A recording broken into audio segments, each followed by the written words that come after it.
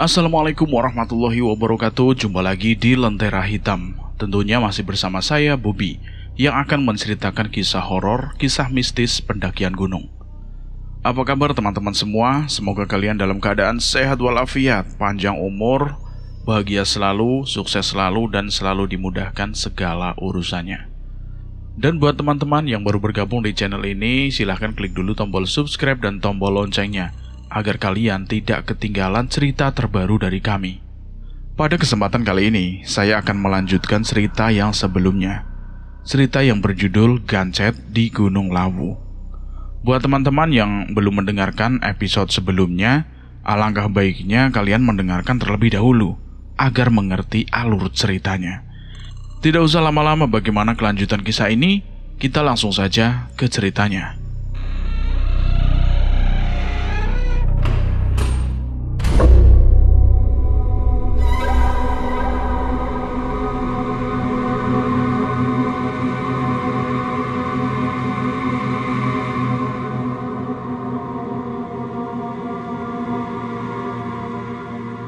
Gancet di Gunung Lawu. Anjing, dasar anak setan. Mau mesum itu lihat tempat, goblok. Mendengar teriakanku, teman-teman yang lain yaitu Imron, Hasan, dan Husein, ia pun langsung bergegas untuk pergi ke tenda Dila untuk mengecek apa yang sebenarnya terjadi hingga aku begitu emosi kepada Fajar dan Dila. Ketika Imron dan teman yang lainnya sampai di tenda, mereka pun sama soknya denganku dan juga Tari. Mereka pun marah dengan kelakuan Dila dan juga Fajar. Keduanya telah berbuat mesum di tempat yang tidak semestinya. Bahkan mereka tak segan telanjang bulat di dalam tenda berdua. Aku benar-benar tidak habis pikir dengan perbuatan keduanya. Lantas aku pun memilih untuk menjauh dari tenda Dila. Perasaan di dalam hatiku benar-benar berkecamuk. Belum selesai Fajar berulah dengan minuman keras miliknya itu, kini ia malah berulah lagi dengan kekasihnya tersebut, dengan perbuatan mesum di dalam tenda. Kami semua saling tatap satu sama lain. Sementara itu Fajar dan Dila masih dalam kondisi yang sama. Mereka tidak bergerak sama sekali. Hal tersebut tentu membuat aku dan yang lainnya keheranan. Coba deh, Bi, cek kondisi mereka. Wah, kalian aja sana. Muak aku dengan dia. Kamu kan leadernya, Bi.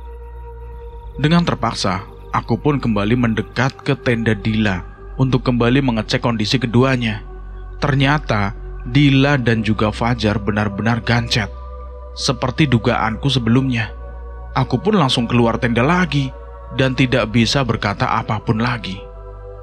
Belum sempat mengatakan kondisi Fajar dan Dila kepada teman-teman yang lain, aku lantas mendengar suara cekikikan orang perempuan. Suara cekikikan itu terdengar oleh kami semua. Lantas, karena ketakutan, kami pun langsung bergegas masuk ke dalam tenda. Aku dan Tari masuk ke dalam tenda Dila dan juga Fajar. Sementara itu Imron, Hasan, dan Husein masuk ke dalam tenda laki-laki. Bi, kamu dengar suara itu kan? Suara cekikikan tadi? Iya, Tar, aku dengar. Dan itu benar-benar jelas sekali. Jangan-jangan itu kuntilanak, Bi. Bisa jadi, Tar. Kita harus segera bersembunyi. Tapi bagaimana dengan Fajar dan Dila? Mereka masih dalam kondisi yang sama seperti saat pertama kita temui itu. Kita pikirkan setelah semuanya mereda. Belum hilang suara cekikikan perempuan yang terus menghantui kami. Tiba-tiba saja terdengar suara orang berjalan ke arah tenda kami. Dan langkah kaki itu terhenti tepat di antara tenda laki-laki dan tenda perempuan. Sontak hal tersebut semakin membuat kami semua merasa merinding. Wah, ada apa lagi ini? Pelan-pelan suaramu, Bi. Jangan sampai sosok di samping tenda ini mendengar suara kita. Aku pun membungkam mulutku agar tidak lagi bersuara.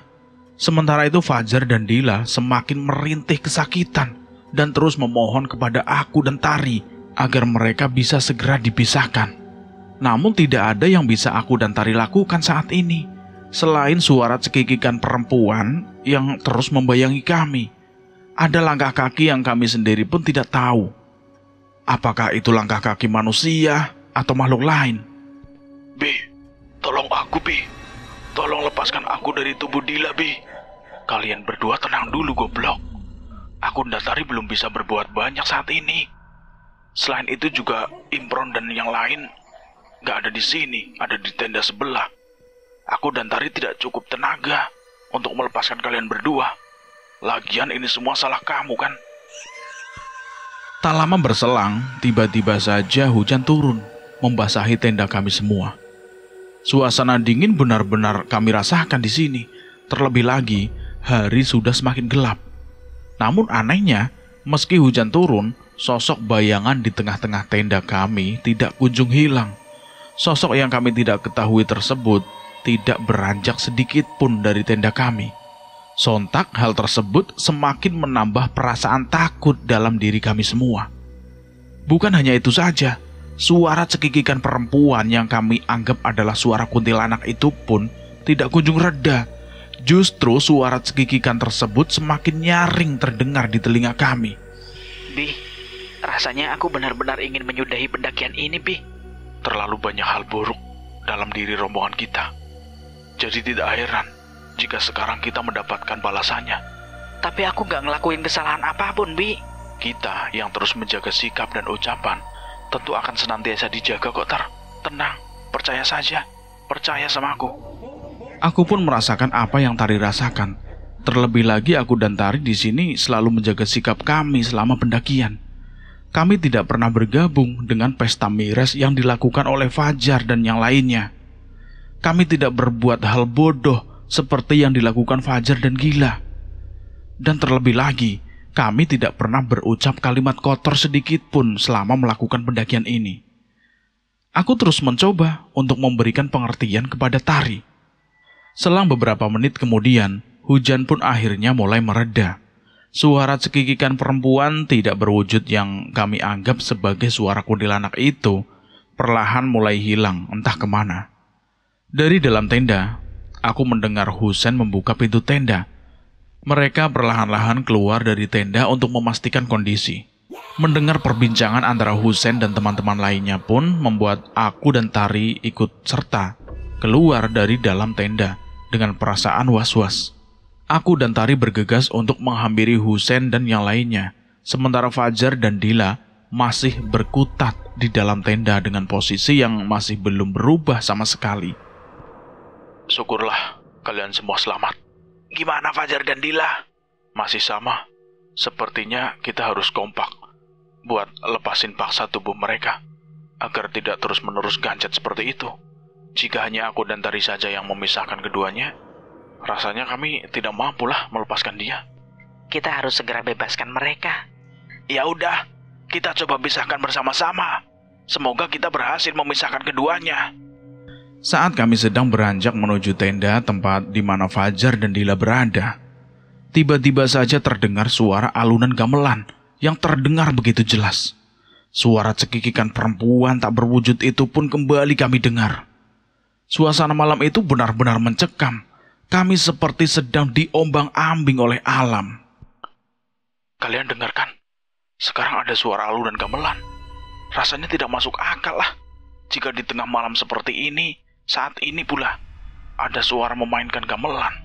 Sementara kita semua sedang berada di tengah hutan kayak gini. Jangan-jangan ini bertanda buruk, Bi. Aku pingin pulang, Bi. Pokoknya, kalian semua jangan ada satupun yang menengok ke arah belakang. Meskipun suara gamelan itu terdengar begitu jelas di telinga kalian, kalian harus tetap berjalan ke arah depan dan jangan sekali-kali mencoba menengok ke belakang. Kita akan pergi ke tenda Fajar untuk menyelamatkan mereka. Kenapa kita nggak boleh menengok ke arah belakang, Sen? Bukankah kita harus memastikan bahwa kondisi di sekitar kita tetap aman sampai kita berhasil menyelamatkan Fajar dan Dila? Percaya atau tidak, kita benar-benar tidak dibolehkan untuk menoleh ke arah belakang. Jika kita tiba-tiba saja mendengar suara gamelan, seperti itu katanya. Aku tidak bisa menjelaskan alasannya sekarang, tapi aku mohon kalian ikuti saja ucapanku. Kita berlima harus kompak pokoknya. Kami pun menuruti ucapan Husen, meskipun kami semua tidak tahu alasan di baliknya. Kami hanya berusaha untuk tetap bersikap aman. Kami pun bergegas untuk pergi ke tenda Fajar dengan langkah yang begitu pelan dan lirih. Pokoknya kita jangan ada yang lari. Jalan pelan-pelan saja ya. Kenapa emangnya, Sen? Sudah, ikuti saja. Kami pun terus berjalan maju tanpa menoleh ke arah belakang dan tanpa berlari. Meskipun rasa takut terus-menerus membayangi kami berlima. Sementara itu, suara cekikikan perempuan tak berwujud itu tidak kunjung usai. Tiba-tiba saja dari kejauhan, aku melihat sosok lelaki tua berbusana serba hitam dengan tongkat di genggaman tangannya. Sosok lelaki tua itu benar-benar membuat kami berlima terdiam dan terpaku. Bahkan sampai kami tidak sanggup lagi untuk melangkahkan kaki kami sendiri karena saking terkejutnya. Sen, kita harus gimana ini, Sen? Kita sudah tidak bisa lagi mundur. Dan untuk maju pun rasanya ini waktu yang kurang tepat. Sebab sosok lelaki tua itu semakin mendekat ke arah tenda Fajar dan Dila. Benar-benar situasi yang sangat sulit. Lebih baik kita bersembunyi saja, Bi. Ucapan Tari ada benarnya juga. Daripada kami berlima bergegas masuk ke dalam tenda Fajar, yang mana sosok lelaki tua itu sedang menuju ke arahnya. Dan daripada kami semua harus mundur sementara di belakang kami terus terdengar suara alunan gamelan yang terus saja menggema. Lebih baik kami cari alternatif lain dengan bersembunyi. Dari kejauhan kami melihat ada pohon yang begitu besar. Sepertinya pohon besar itu bisa dijadikan tempat yang cocok untuk kami bersembunyi. Setidaknya sampai kondisi kali ini benar-benar pulih. Tiba-tiba saja kakek tua berbadan bungkuk itu dengan jubah hitam melekat di tubuhnya. Dia terhenti tepat di samping tenda Fajar dan Dila. Sontak hal tersebut membuat aku dan yang lainnya ketakutan. Sebab Fajar dan Dila masih dalam posisi gancet dan belum bisa keluar dari tenda tersebut. Apa yang akan dilakukan oleh kakek itu ya? Pertanyaannya, kakek tua itu manusia atau justru penghuni Gunung Lawu? Pertanyaan Tari ada benarnya. Jika dipikir dengan logika, mustahil seorang kakek yang sudah renta, bahkan badannya sudah membungkuk, naik ke Gunung Lawu hingga setinggi ini. Jika memang dia manusia, rasanya kurang masuk akal. Namun jika dia penghuni Gunung Lawu, apa yang akan diperbuatnya kepada Fajar dan Dila? Apakah kakek tua itu murka dengan tindakan yang dilakukan oleh mereka berdua? Lalu apa yang harus kita lakukan, Bi? Kita harus tolong Fajar dan Dila. Tapi bagaimana caranya? Kita saja sekarang sembunyi dan takut menemui kakek tua itu. Jika kakek tua itu benar-benar penghuni Gunung Lawu, tentu dia akan tahu kalau kita semua bersembunyi di sini. Apakah kita semua akan selamat? Kita semua pasti akan selamat. Setelah itu tiba-tiba saja kakek tua bungkuk itu bersua kepada kami yang saat itu sedang berada di balik pohon untuk bersembunyi. Celakakah kalian? Semua sudah terlambat. Ucap kakek tua itu dengan suara yang begitu lirih. Sontak kalimat yang diucapkan oleh kakek tua itu semakin membuat kami ketakutan. Apakah kami semua memang benar-benar sudah di jurang kesengsaraan? Apakah kami benar-benar sudah terlambat untuk menyelamatkan diri? Pikir kami semua. Namun aku tidak ingin putus asa begitu saja. Lantas aku pun memberanikan diri untuk keluar dari persembunyianku dan mendekat ke arah kakek tua tersebut meminta penjelasan sekaligus pertolongan. Perihal keselamatanku sendiri, aku memilih untuk mengesampingkannya terlebih dahulu. Aku harus pergi ke kakek tua itu. Kita tidak mungkin hanya terdiam diri saja di sini. Tapi apa yang akan kamu lakukan itu berbahaya, Bi. Kita nggak mungkin terjebak selamanya di sini, bukan? Kita harus selamat. Tapi kalau kakek tua itu benar-benar penghuni Gunung Lawu dan dia murka terhadap kita semua, dia tidak akan membiarkan kamu lepas dari jeratan begitu saja, Bi. Kalau memang aku harus berakhir dalam jeratan kakek tua itu, aku mohon selamatkan Fajar dan Dila. Lalu setelahnya kalian lekaslah turun bersama. Aku akan mencoba untuk mengalihkan perhatian kakek tua itu, ya. Abi, kamu serius? Iyalah, aku serius. Harus ada yang berkorban, bukan? Sebagai leader, aku harus berusaha untuk bertanggung jawab atas apa yang terjadi di dalam rombonganku. Entah itu hal manis ataupun hal pahit sekalipun. Aku berusaha untuk menyelamatkan semua teman-temanku. Entah akan berakhir aku yang celaka, aku akan berusaha untuk tidak mempermasalahkan itu. Aku pasrah.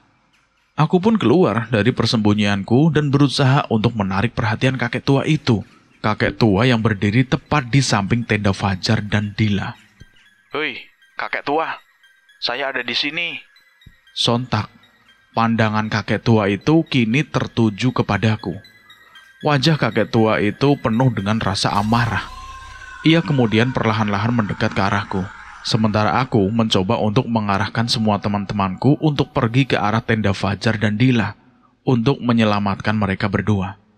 Setidaknya mereka harus bisa melepaskan Fajar dan Dila agar keduanya tidak terus-menerus dalam kondisi ganjet.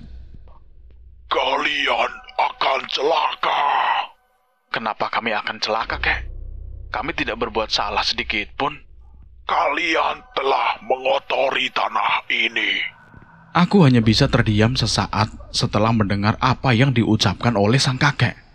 Secara tidak langsung, rombongan kami memang telah mengotori tempat ini dengan hal-hal yang tercela. Dari mulai pesta miras, hingga berbuat zina di tempat ini juga. Aku sendiri bingung apa yang harus aku ucapkan lagi kepada sang kakek sebagai pembelaan. Sementara itu, di sisi lain, semua teman-temanku mulai mengarah ke tenda Fajar dan Dila di saat sang kakek itu mendekat ke arahku. Aku berharap mereka semua berhasil membebaskan Fajar dari tubuh Dila. Kalau sampai tidak berhasil, aku sendiri bingung apa yang harus kami lakukan untuk menyelamatkan keduanya. Aku pun mencoba menghadapi kakek tua bungkuk itu yang ada di hadapanku ini, meskipun aku sendiri benar-benar takut. Maafkan sikap kami, kek. Kami telah lancang.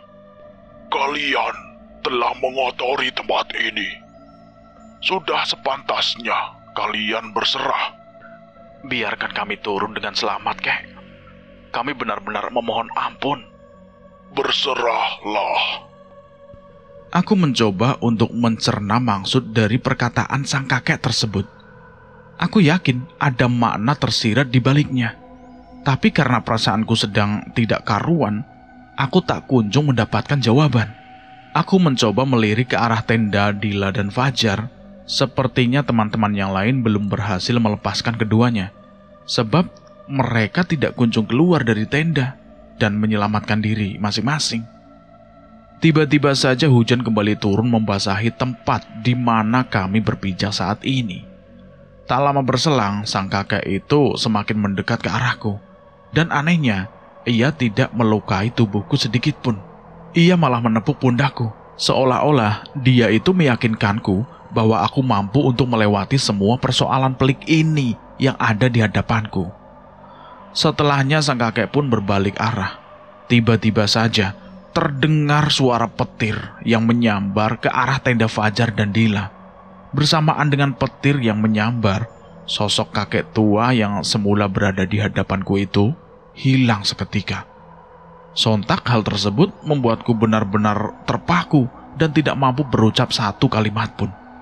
Loh, kemana perginya kakek tua itu? Bukankah dia akan mencelakaiku dan juga teman-teman yang lain karena kami sudah melakukan kesalahan? Lantas aku pun kemudian berpikir bahwa mungkin saja sosok kakek tua itu bukanlah sosok yang jahat, melainkan ia datang untuk menyelamatkan kami dari persoalan yang menjerat kami saat ini. Belum tuntas aku memikirkan perihal kakek tua bungkuk itu, tiba-tiba saja aku mendengar suara teriakan Husen tentang Fajar dan Dila. Abe, Fajar udah lepas dari Dila. Husen berteriak dari balik tenda. Sepertinya sambaran petir barusan membuat keduanya terpisah satu sama lain. Aku pun langsung bergegas menuju ke tenda. Aku meminta agar kedua tubuh telanjang Fajar dan Dila itu lekas ditutupi. Kondisi keduanya pingsan, tidak sadarkan diri mereka. Aku kemudian meminta tolong Tari untuk mengurus Dila, sementara aku yang akan membantu mengurus Fajar. Pakaian yang sebelumnya mereka tanggalkan, kami pakaikan lagi dengan hati-hati. Meskipun tenda Fajar baru saja tersambar petir, namun tidak ada bekas sedikit pun, seolah-olah semuanya baik-baik saja. Kita biarkan dulu Fajar dan Dila beristirahat sampai keduanya siuman. Saat itu hujan sudah kembali mereda, sehingga kami bisa menunggu keduanya siuman di depan tenda. Hujan seakan-akan tahu skenario alam yang sedang berjalan menghampiri rombongan kami. Ia datang dan pergi tanpa permisi. Malam ini benar-benar malam yang melelahkan. Kakek bungkuk itu kemana, Bi? Dia menghilang, berpapasan dengan sambaran petir yang tadi menyambar ke arah tenda Fajar itu. Tapi kamu baik-baik saja kan, Bi? Beruntung, aku masih diberikan keselamatan, Tar. Syukurlah. Hari pun semakin larut. Kami semua benar-benar merasakan lelah yang sungguh hebat. Kejanggalan-kejanggalan terus datang satu persatu menghampiri kami. Satu persatu makhluk penghuni lawu pun datang membayangi kami, hingga kami sulit untuk bernafas dengan lega, karena terus dibayang-bayangi perasaan takut. Rasanya kami sangat ingin malam ini segera berakhir. Setidaknya kami bisa menatap sinar matahari pagi dengan perasaan lega. Namun nyatanya, malam itu masih menjadi malam yang teramat panjang bagi kami semua. Tak berselang lama, Fajar dan Dila pun akhirnya sadarkan diri. Tari yang menunggu keduanya di dalam tenda pun bergegas untuk memberitahukannya kepada kami semua yang malam itu berada di luar tenda. Bi, Fajar dan Dila sadarkan diri. Kami pun bergegas untuk memastikan kondisi keduanya. Beruntung keduanya dalam keadaan baik-baik saja, meskipun wajah keduanya nampak begitu lemah. Saat kami datang menghampiri keduanya, Fajar dan Dila tiba-tiba saja meneteskan air mata. Keduanya memohon ampun kepada kami semua. Maafkan aku teman-teman, karena aku semuanya menjadi kacau, dan kita semua dalam keadaan tidak baik-baik saja. Ampuni kami, teman-teman. Keduanya benar-benar memohon pengampunan kepada kami semua. Mereka merasa sangat bersalah karena sudah melakukan hal buruk dalam pendakian ini, hingga mengakibatkan kami semua dalam keadaan yang cukup mengkhawatirkan. Banyak makhluk gaib berdatangan, dan alam seolah-olah menunjukkan amarahnya kepada kami. Sontak permohonan maaf keduanya membuat kami semua tertegun seketika. Karena aku tidak ingin semua persoalan menjadi panjang dan semakin rumit. Akhirnya aku pun memberanikan diri membuka suara untuk mewakili semua teman-teman yang ada. Kami sudah memaafkan kalian kok. Yang terpenting, setelah ini kalian harus bisa jaga sikap dan jaga lisan kalian. Ingat, kita masih harus menempuh perjalanan turun yang tidak sebentar loh. Kita semua belum benar-benar dipastikan selamat. Benar apa yang dikatakan Abi. Aku pun sebenarnya menyesal karena turut serta bergabung dalam pesta miras yang dilakukan Fajar. Aku benar-benar tidak mampu berpikir panjang. Iya, kami juga. Lebih baik sisa miras yang kamu bawa buang saja atau dimusnahkan, Jar, supaya saat perjalanan turun nanti kita tidak membawa hal buruk lagi dalam rombongan kita. Dan sebagai langkah antisipasi, aku harap kamu dan Dila bisa lebih menjaga jarak. Meskipun aku tahu kalian tidak mungkin berbuat mesum lagi, namun aku hanya ingin memastikan saja, antisipasi segala kemungkinan yang bisa saja terjadi.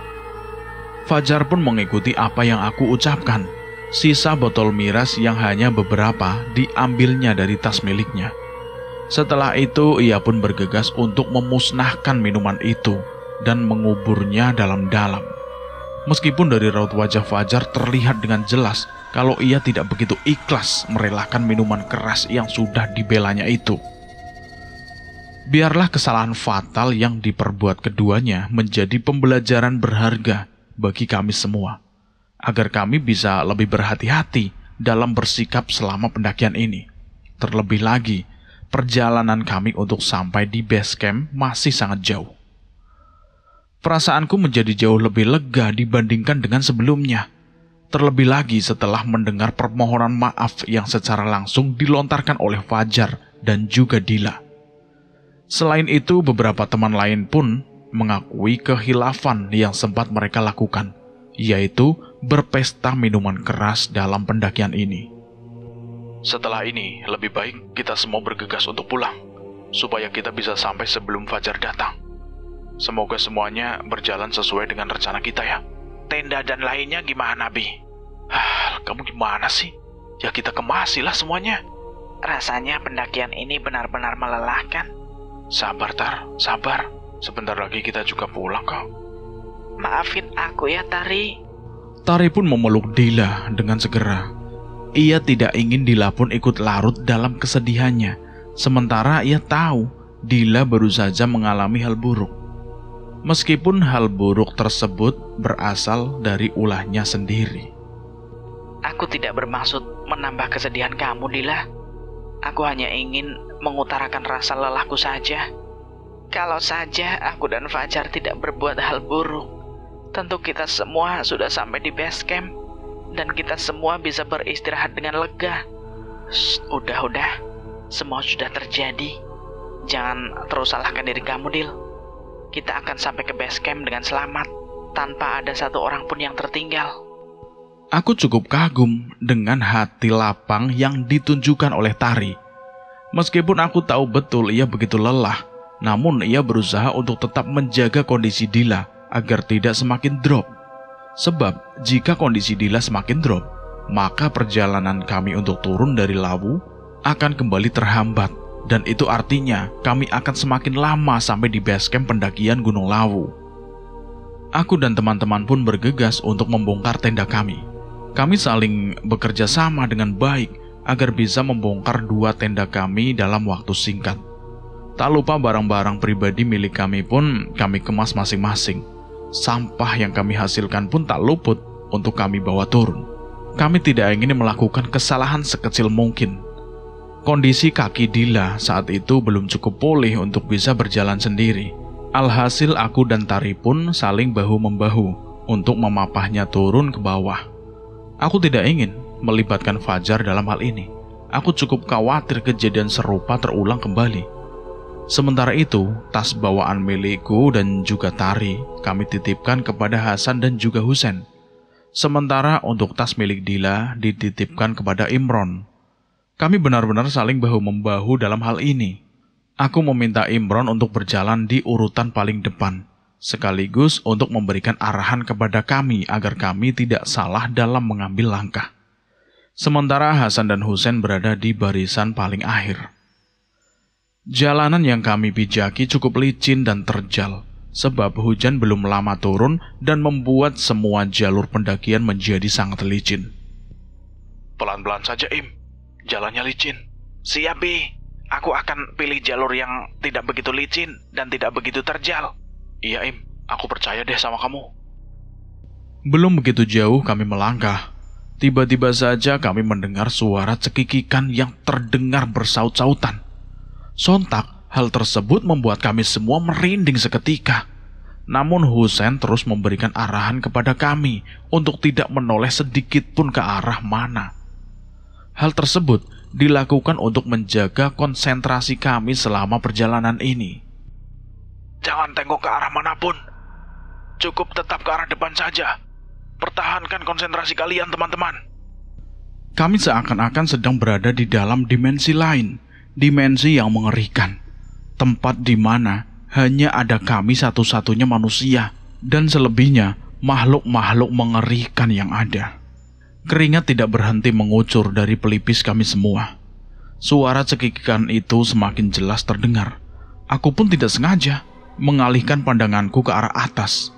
Dan betapa kagetnya saat aku melihat begitu banyak kuntilanak yang berjejer di atas pepohonan dan tumbuhan di sepanjang jalur yang kami lewati itu.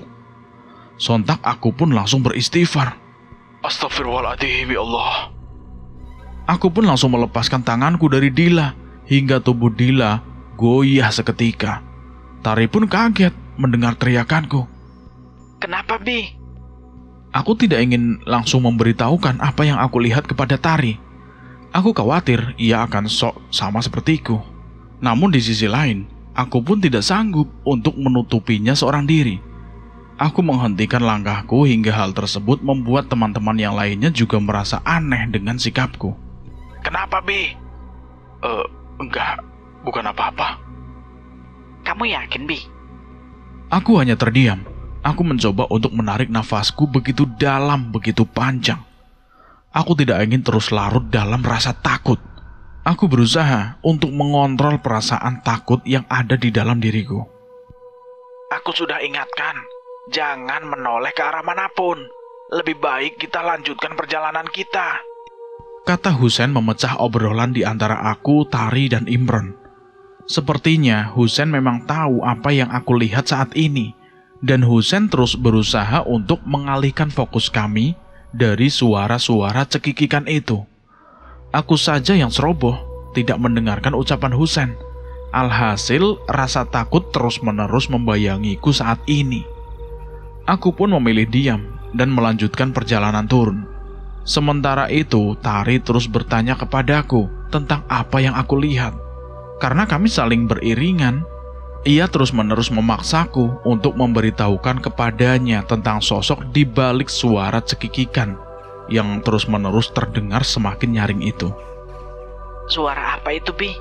Pasti kamu sudah melihat sosok itu, kan? Lebih baik kamu jangan lihat, Tar. Kenapa emangnya? Sudah, lebih baik kita fokus ke depan saja. Tari tidak putus arah begitu saja. Ia terus-menerus memaksaku untuk memberitahukan apa yang aku lihat kepadanya. Karena merasa ditekan oleh Tari, akhirnya aku pun membisikkan apa yang aku lihat kepada Tari. Sontak, hal tersebut pun membuat Tari syok. Ada banyak kuntilanak berjejer di atas pohon, persis di mana kita semua sedang berjalan ini, Tar. Bahkan saat aku hitung, jumlahnya sampai puluhan kuntilanak. Aku benar-benar merinding, Tar, setelah melihat sosok-sosok mengerikan itu. Ah, yang benar kamu, Bi. Masa ada banyak kuntilanak di sini? Bukan cuma satu tapi puluhan. Gak masuk akal. Ucap Tari menunjukkan ekspresi tidak percaya dengan apa yang aku ceritakan. Ya udah, kalau kamu gak percaya, coba deh lihat sendiri ke atas sana. Dila yang sedari tadi mendengar perbincangan antara aku dan Tari tidak bergeming sedikit pun. Mungkin rasa sakit yang dirasakannya mengalahkan rasa penasaran akan apa yang aku dan Tari perbincangkan. Tari pun kemudian melihat ke arah atas, ke arah pohon yang aku maksud itu. Dan benar saja, wajah Tari seketika saja berubah. Wajah ketakutan benar-benar terlihat begitu jelas dari diri Tari. Bahkan wajah Tari seketika saja berubah memerah. Tar, kamu baik-baik saja kan? Saat aku bertanya begitu, tiba-tiba saja Tari pingsan. Brak! Sontak, hal tersebut membuat kami semua terhenti. Tari, kok pingsan? Tari pun kemudian dibawa ke tempat yang lebih landai oleh Imron dan Husen. Sementara aku membantu Dila untuk berjalan menuju ke arah Tari. Semua orang menanyakan kepadaku tentang apa yang sebenarnya terjadi. Kenapa Tari tiba-tiba saja jatuh pingsan? Padahal sebelumnya, kondisi dia baik-baik saja. Bahkan, dia tidak terlihat sakit sama sekali. Semua orang terus menginterogasiku, namun aku sendiri tidak sanggup untuk berkata sebenarnya. Apalagi jika harus mengatakan bahwa Tari jatuh pingsan karena melihat apa yang aku lihat, yaitu banyaknya sosok kuntilanak di atas pohon rindang di sana. Namun belum sempat aku berucap, Husen sudah terlebih dulu tahu apa yang sebenarnya terjadi. Ia kemudian mengomeliku karena aku sudah tidak manut dengan apa yang diucapkan olehnya. Husen memang memiliki kekuatan khusus seperti indera keenam, sehingga ia tahu betul apa yang ada di sekitar kami. Terlebih lagi, suara cekikikan yang terus terdengar tanpa henti. Bahkan sampai detik ini pun, suara cekikikan itu masih saja terdengar. Sudah aku peringatkan, jangan menoleh ke arah manapun. Pasti kamu dan Tari abai kan? Maaf Sen. Aku benar-benar tidak sengaja menoleh ke arah atas, hingga aku melihat semua makhluk-makhluk mengerikan itu. Begitupun dengan Tari. Tari terus memaksaku untuk mengatakan apa yang aku lihat. Karena dia terus mendesakku, akhirnya ya, aku pun dengan terpaksa memberitahukan kepada Tari. Aku tidak tahu jika kejadiannya akan seperti ini. Untuk pembelajaran saja. Nanti semisal di perjalanan ke depan aku memberitahukan peringatan kepada kalian semua untuk tidak berhenti dan tidak menoleh ke arah manapun. Tolong percaya itu. Sebab, percaya atau tidak, kita semua dalam situasi yang kurang baik. Banyak sekali makhluk penghuni lawu yang mengawasi kita. Sebab kita telah melakukan kesalahan dalam pendakian ini. Beruntung ada Husen di tengah-tengah rombongan kami. Meskipun sedari awal dia tidak terlalu banyak berbicara dan bahkan dia juga turut tergabung dalam pesta miras yang dilakukan oleh Fajar itu. Namun setidaknya kemampuan indera keenamnya mampu membawa dia menjadi sosok yang lebih bijak dan terus mewanti-wanti kepada kami apabila ada hal gaib yang tiba-tiba saja datang menghampiri kami. Sekali lagi aku minta maaf ya, Sen. Iya. Setelahnya kami semua pun fokus untuk menyadarkan Tari. Beruntung aku membawa minyak angin yang bisa kuoleskan di bagian bawah hidung Tari, supaya ia bisa lekas sadarkan diri. Butuh beberapa waktu hingga akhirnya Tari benar-benar sadarkan diri. Tar, kamu gak apa-apa, Tar? Aku takut, Bi. Aku takut. Kan sudah saya bilang, jangan ikut melihat ke arah atas. Tapi, kamu gak mau percaya itu. Aku tidak pernah sangka jika mereka semua ada di atas sana. Mereka tidak akan ganggu kita. Mereka hanya menampakkan wajah seramnya saja, namun tidak akan melukai kita sedikit pun. Imron dan teman-teman yang lain sepertinya paham dengan apa yang Husen maksud dan dengan apa yang aku serta Tari lihat itu. Namun mereka semua memilih untuk menurut dengan apa yang diucapkan oleh Husen. Sepertinya mereka benar-benar sudah lelah dengan semua kejanggalan yang terjadi sehingga mereka memilih untuk tetap diam dan mengikuti alur yang ada. Setelah semuanya membaik, kami pun bergegas untuk melanjutkan perjalanan lagi. Perjalanan menuju base camp masih sangat jauh. Aku sendiri pun benar-benar lelah karena sedari awal terus memapah Dila yang masih dalam kondisi kurang baik. Saat kami mulai fokus dengan jalur yang kami pijaki dan suara cekikikan itu pun sudah tidak terdengar lagi, tiba-tiba saja terdengar hembusan angin yang benar-benar berbeda dari angin biasanya. Seperti ada hal janggal yang akan terjadi lagi. Hembusan angin itu menerpa tubuh kami semua. Aroma melati pun turut serta bersamanya. Belum sempat kami berucap satu kalimat pun, Husen sudah terlebih dahulu memberikan peringatan kepada kami semua. Tetap fokus ke depan. Hiraukan aroma melati yang baru saja kalian hirup. Semua anak terdiam. Kami tidak menjawab perkataan Husen karena rasa takut yang tiba-tiba saja membayangi kami. Aku pun langsung berpikir bahwa aroma melati yang baru saja kami hirup pasti ada kaitannya dengan penghuni Gunung Lawu ini.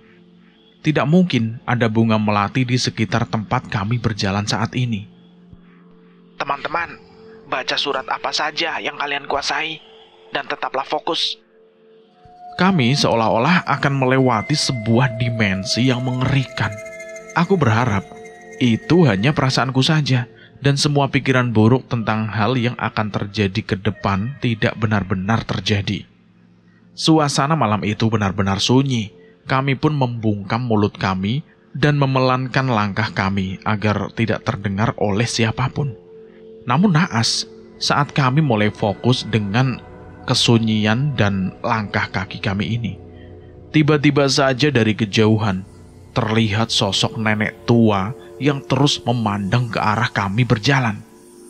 Kami pun berhenti karena rasa ragu tiba-tiba menghantui kami semua.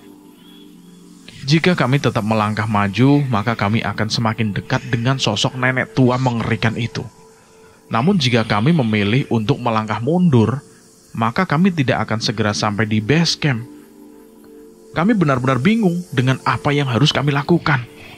Tetap berjalan teman-teman, dan hiraukan nenek tua itu. Karena Imron merasa takut berada di barisan depan, ia pun akhirnya meminta Husen untuk berjalan di barisan paling depan. Akhirnya keduanya pun saling bertukar posisi. Kami benar-benar mengikuti komando dari Husen.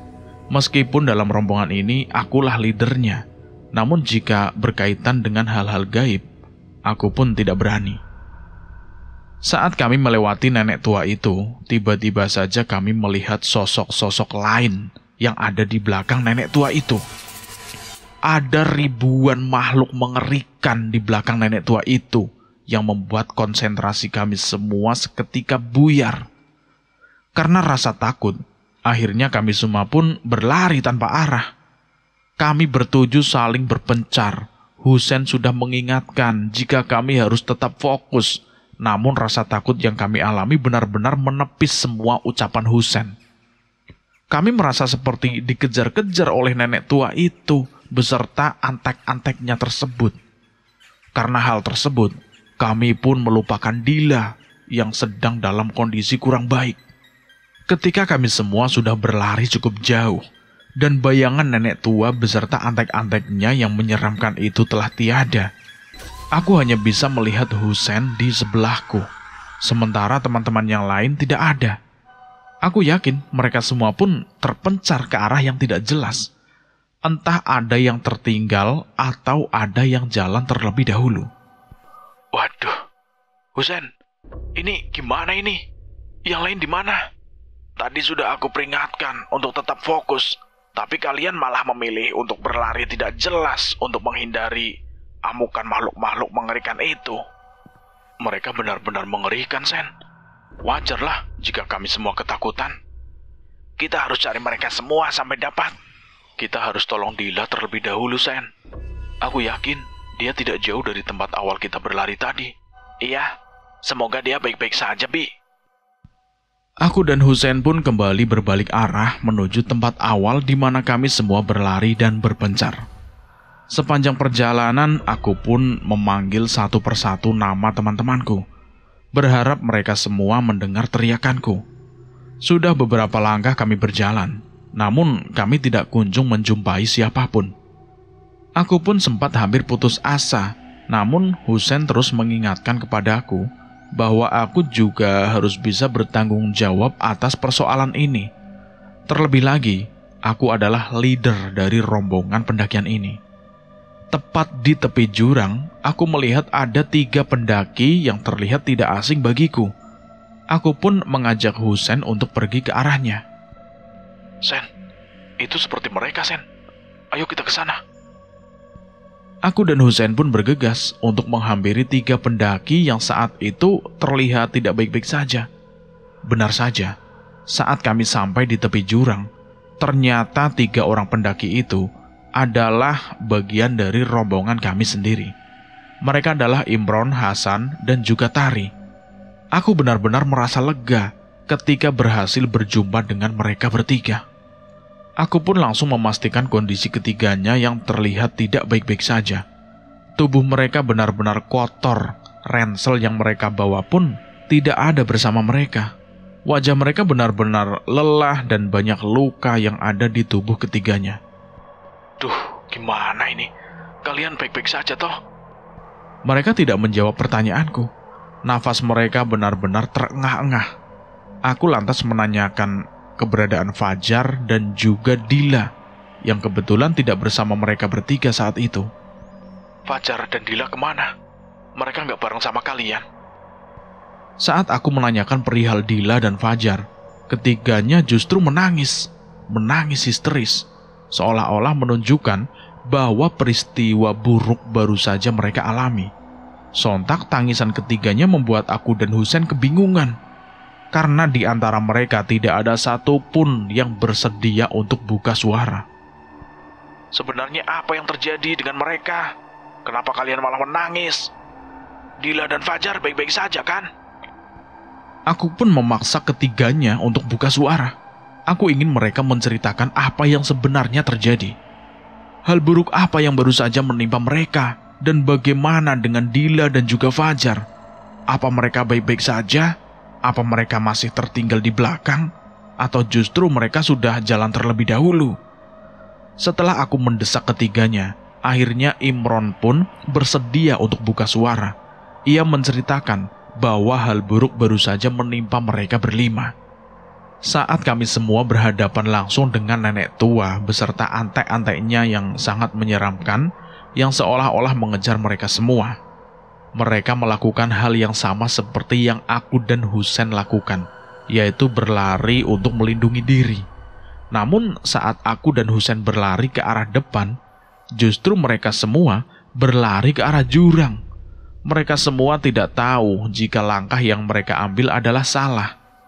Karena tidak melihat jalur di depan dan tidak hati-hati, akibat rasa takut yang tidak mampu mereka bendung lagi, mereka semua terjerumus ke dalam jurang yang begitu curam. Beruntung Imron, Hasan, dan Tari berhasil memegang ranting pohon yang berada tak jauh dari tepi jurang. Ketiganya lantas berjuang sekuat tenaga, melepaskan beban yang mereka bawa, dan berusaha untuk naik ke atas. Dengan susah payah, ketiganya pun akhirnya berhasil selamat dari jurang yang cukup curam itu. Namun tidak dengan Fajar dan Dila.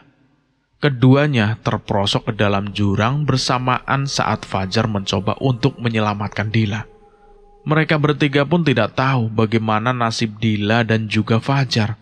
Apa mereka selamat atau mereka justru tidak selamat. Setelah menceritakan detail kejadian yang baru saja mereka alami, tangisan tak kunjung berhenti dari ketiganya. Mereka merasa sangat bersalah karena mereka tidak berhasil menyelamatkan Dila dan juga Fajar. Karena kondisi yang benar-benar tidak memungkinkan, bahkan untuk menyelamatkan diri sendiri pun mereka benar-benar kesulitan. Kita harus telusuri jurang itu dan cari mereka berdua. Aku yakin mereka berdua masih bertahan. Tapi kita nggak mungkin bisa masuk ke dalam jurang yang curam itu tanpa adanya alat yang memadai. Nanti bukannya kita berhasil menyelamatkan mereka berdua, justru kita semua yang bisa celaka. Lalu apa yang harus kita lakukan, Sen? Kita balik ke base camp dan meminta bantuan pihak base camp untuk membantu kita mencari Dila dan juga Fajar. Yang pasti, kita harus tunjukkan kepada mereka titik menghilangnya Fajar dan juga Dila. Aku setuju dengan usulan Husen. Kita jangan sampai ambil langkah yang gegabah. Kami semua pun akhirnya sepakat untuk kembali ke base camp, meminta bantuan pihak base camp dan kembali mencari Dila dan juga Fajar. Fajar hampir tiba. Kita semua pun bergegas untuk mempercepat langkah kaki kami, agar kami berlima bisa segera sampai di base camp. Namun sebelum kami turun, aku lebih dulu memandang ke arah tepi jurang, tepat Dila dan juga Fajar terjatuh. Saat aku memandang ke arah sana, tiba-tiba saja aku melihat bayangan kakek tua bungkuk yang sebelumnya aku temui saat Fajar dan Dila dalam keadaan gancet. Kakek tua itu lagi. Apa dia akan menyelamatkan Dila dan Fajar? Kakek tua bungkuk itu terus memandang ke arah perginya kami. Tatapannya begitu tajam merah, namun tidak menyimpan sedikit pun amarah. Aku yakin kakek tua bungkuk itu adalah makhluk baik penghuni Gunung Lawu ini. Sementara nenek tua beserta antek-anteknya yang sudah menakut-nakuti kami dan menyerang kami, itu adalah makhluk jahat penghuni Gunung Lawu yang kami pijaki ini. Aku berharap adanya sosok kakek tua bungkuk itu menjadi sebuah petunjuk bahwa Dila dan Fajar masih bisa diselamatkan. Dengan perasaan tidak menentu dan dengan langkah yang tertatih-tatih, kami pun akhirnya sampai di base camp pendakian Gunung Lawu. Kedatangan kami nyatanya mengundang perhatian banyak orang yang ada di base camp. Penampilan lusuh kami dan wajah kami yang tidak beraturan menyiratkan banyaknya kejadian buruk yang kami alami sepanjang pendakian. Petugas base camp yang sebelumnya tahu bahwa jumlah kami adalah 7 pun bertanya-tanya, karena kami sampai dengan jumlah berkurang. Kedua teman kalian mana? Aku sebagai leader pun terlebih dahulu menyuruh teman-temanku yang lain untuk beristirahat, sebab aku tahu betul jika mereka semua benar-benar merasa kelelahan. Setelahnya aku pun mendekat ke arah petugas base camp dan menceritakan apa yang telah terjadi di dalam pendakian kami. Bang, 2 teman kami jatuh ke jurang, Bang. Tolong bantu selamatkan mereka. Loh, kok bisa? Kalian tidak hati-hati, tidak baca peta yang saya beri. Bukan itu permasalahannya, Bang. Ada banyak hal kompleks yang kami alami saat pendakian ini. Aku ceritakan detail kejadian ke Bang Basecamp itu. Setelahnya, aku pun menceritakan semua kejadian yang kami alami sedetail mungkin. Dari mulai kesalahan Fajar beserta Miras di atas lawu, kesalahan Fajar dan Dila bercumbu di atas lawu, hingga keduanya pun gancet di atas lawu. Sampai makhluk-makhluk gaib yang terus berdatangan silih berganti mengganggu perjalanan kami. Hingga puncaknya ada banyak sekali makhluk-makhluk mengerikan yang terlihat akan menyerang kami, hingga kami pun lari terbirit-birit, saling berpencar tidak memperhatikan jalan dan tidak memperhatikan kondisi sekitar. Sehingga akhirnya Dila dan Fajar berakhir di dalam jurang. Respon dari penjaga basecamp menunjukkan rasa tidak percaya dengan apa yang terjadi kepada rombongan kami. Namun petugas basecamp pun menanggapi bahwa semua hal buruk yang menimpa kami semua adalah ulah kami sendiri yang telah lalai dan abai dengan peraturan yang tertulis di lawu, di mana seorang pendaki dalam melakukan pendakiannya harus terus menjaga sikap dan menjaga lisan. Jangan berbuat mesum dan jangan sampai berbuat hal-hal yang bisa mengotori tanah lawu, karena akibatnya tentu akan sangat fatal. Terbukti sekarang, kedua teman kami menjadi korban atas hal buruk yang kami lakukan. Saya akan mengarahkan tim untuk melakukan pencarian. Kita akan memulai pencarian siang nanti. Mudah-mudahan mereka berdua masih selamat. Apa kami boleh ikut, Bang? Yang laki-laki boleh ikut, tapi yang perempuan usahakan jangan ya. Khawatir kondisi dia akan melemah saat di atas nanti ya. Iya Bang, baik Bang. Aku akan kondisikan itu Bang. Sebelumnya, terima kasih ya Bang. Ya, kamu istirahat dulu sana. Aku pun bergegas untuk menghampiri teman-temanku yang saat itu sedang beristirahat. Aku memberikan semua informasi yang aku dapatkan dari petugas basecamp kepada mereka semua. Pencarian akan dilakukan siang nanti dan Tari bisa menunggu di basecamp, tidak perlu turut serta dalam pencarian. Awalnya Tari sangat ingin bergabung dalam pencarian Dila dan Fajar. Namun setelah aku memberikan peringatan kepadanya, akhirnya Tari pun mau mengerti dan dia bersedia untuk menunggu di basecamp sampai pencarian Dila dan Fajar selesai. Kami semua berharap pencarian ini akan berubah manis dan keduanya masih bisa diselamatkan dari jeratan maut. Hari pun mulai beranjak siang. Petugas basecamp yang berjumlah 4 orang pun mulai menyiapkan perlengkapan yang akan memudahkan kami semua dalam pencarian. Aku pun diminta untuk bergabung dengan mereka bersama ketiga teman yang lain. Kita akan mulai pencarian. Tolong kalian arahkan titik jurang di mana kedua teman kalian itu terjatuh. Iya Bang, siap Bang. Kami pun memulai pencarian menuju jurang tempat di mana Dila dan Fajar terjatuh. Meskipun aku dan ketiga temanku merasakan lelah yang cukup hebat, namun kami berusaha untuk tetap kuat demi keselamatan kedua teman kami, yaitu Dila dan Fajar. Sesekali kami beristirahat untuk sekedar melepaskan lelah dengan menenggak mineral yang kami bawa. Setelahnya pencarian pun kembali dilanjutkan. Aku benar-benar tidak pernah menyangka akan berada di titik sekarang. Titik di mana kami semua merasakan hal buruk tak kunjung usai, justru terus datang silih berganti. Pendakian ini benar-benar pendakian yang sangat melelahkan. Rasanya aku benar-benar kapok mendaki. Karena terlalu banyak hal pelik yang aku alami selama pendakian di Gunung Lawu ini. Kami semua pun akhirnya sampai di jurang tempat Dila dan juga Fajar terjatuh. Petugas basecamp pun bergegas untuk mengeluarkan perlengkapan yang mereka bawa. Setelahnya satu persatu dari mereka turun masuk ke dalam jurang untuk mencari Dila dan Fajar di dalam sana. Kami pun diminta untuk menelusuri tepi-tepi jurang dan tempat sekitar untuk meminimalisir segala kemungkinan yang ada. Aku harap mereka segera ditemukan.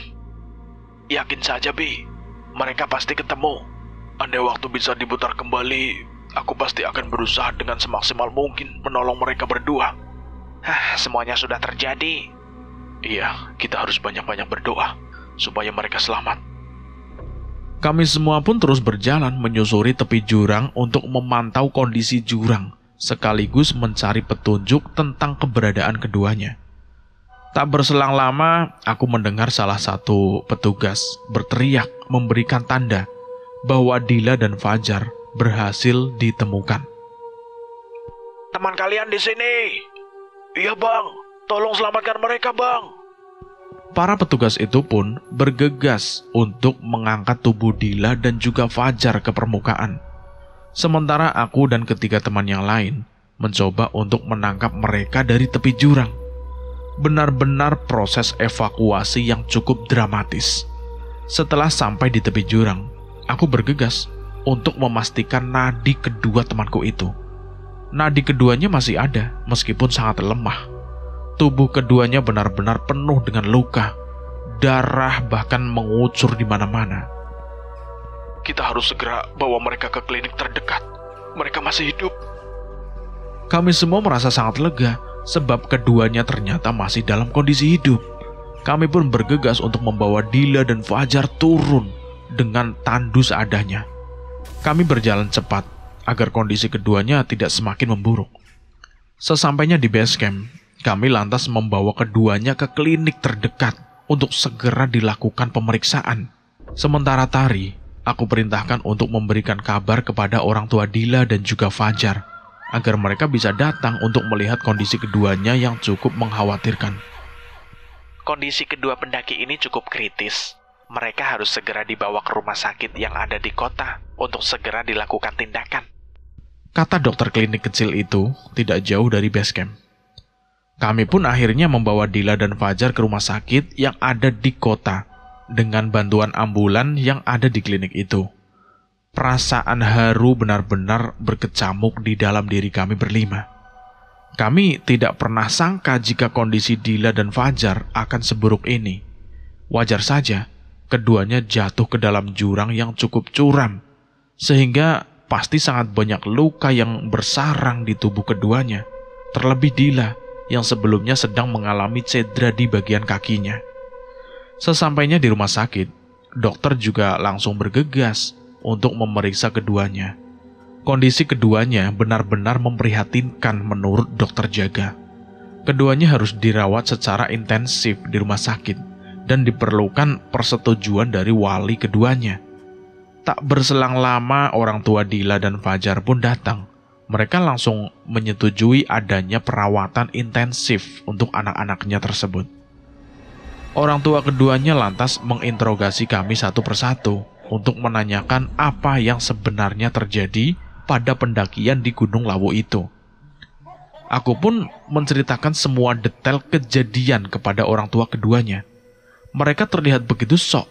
Mereka tidak habis pikir jika anak-anak mereka akan melakukan hal buruk hingga berimbas secara langsung dalam hidup keduanya.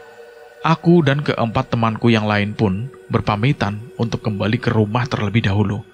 Sebab orang tua kami pun tentu khawatir karena kami tidak kunjung pulang. Kami akan merencanakan untuk datang lagi menjenguk Dila dan Fajar besok lusa.